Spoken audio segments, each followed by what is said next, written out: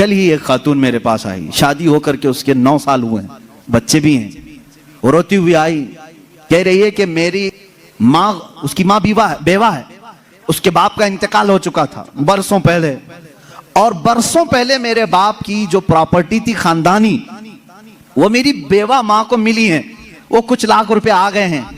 اور جیسے ہی میرے گھر میں معلوم ہوا ہے، شوہر نے مجھے باہر نکال کے گھر بھیجا ہے، جا تیری اماں کو جو پراپرٹی میں ملا ہے اس میں سے 2 لاکھ مانگ کے لکھا.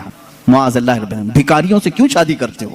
اس طرح کے لوگ جو اپنی عورت پر اپنا محل سجانا چاہتے ہیں، ان کی حیثیت بہت ذلیل ہے. میں آپ کو بتاؤں، تم برباد ہونا چاہتے ہو، جس کی خواہش ہے وہ مجھ سے پوچھ لے، میں بتا دوں گا. توبہ استغفر اللہ، کوئی نہیں چاہے گا. ہر کوئی برکت کا راستہ ہم سے پوچھتا ہے، لیکن یہ راستہ بھی میں بتا دیتا ہوں. جو اپنا بزنس اور اپنی برکت سب برباد کرنا چاہتا ہے، اس کے لیے بعض بزرگوں نے فرمایا وہ اپنی بیوی سے زبردستی اس کا مال لے کر کے بزنس میں لگایا ہو، وہیں سے شروعات ہو جائے گی نحوست.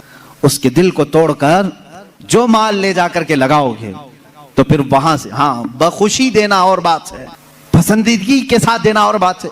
بہت سارے لوگ شادیوں کے بعد اپنی بیویوں پر دباؤ ڈال کر کے ان کا سارا زیور اٹھا کر لے جا کر رکھ دیتے ہیں اور اس پر تجارت کرنے کی کوشش کرتے ہیں. کہاں کی برکت؟ کسی کا دل رو رہا ہے اور تم اپنی دکان سجانے جا رہے ہو. تمہیں تو شادی اسی لیے کرنے کا حکم ہوا تھا، ایک کمزور مخلوق تیرے نکاح میں آ رہی ہے، تو کما اور اسے کھلا. یہاں الٹا ہو گیا، اسی سے تو کمانا چاہ رہا ہے. یہ الٹا نہیں ہو گیا؟ بہت سارے لوگ یہ انتظار میں رہتے ہیں شادی ہوگی تو ابھی مانگنا کیا کیا ہے، کار مانگیں کہ بائک مانگیں اور کیا کیا چیزیں مانگیں.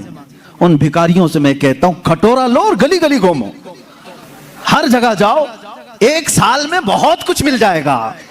اور اگر تمہیں شرم آتی ہے تو میرے عزیزو، ایک خاتون سے اور اس کے باپ سے اس طرح کے مطالبے ہرگز نہ کرو. ہاں، مانگنے کے طریقے بھی الگ الگ ہیں. پہلے کھل کر مانگتے تھے، بولتے تھے یہ چاہیے، لسٹ آتی تھی، ساری لسٹ آتی ہے خاتون کے گھر میں سسرال. لیکن ابھی کچھ نہیں، ہماری کچھ بھی خواہش نہیں ہے، ایک اچھی شادی کر کے بھیجو، اچھی شادی کرو. اچھی شادی کا مطلب ڈینیسن میں ہونا چاہیے. میں تو یہاں نام لے رہا ہوں، تم دبا کر کے اپنی خواہشوں کا ذکر کرو اور اسی میں دبے لفظوں میں ساری چیزیں. ہم کو کچھ مت دینا، اپنی بیٹی کو ہی جو کچھ بھی دینا ہے دے دو، ہم اس پر نہیں کہیں گے. اور باپ بیٹی کو جو دے بعد میں تانا ماریں گے. کیا تیرا باپ اتنا نااہل ہے؟ تجھے ایک واشنگ مشین نہیں دیا، تجھے ایک پلنگ نہیں دیا، تجھے ایک تجوری نہیں دیا، تم تو کہہ رہے تھے کچھ نہیں چاہیے.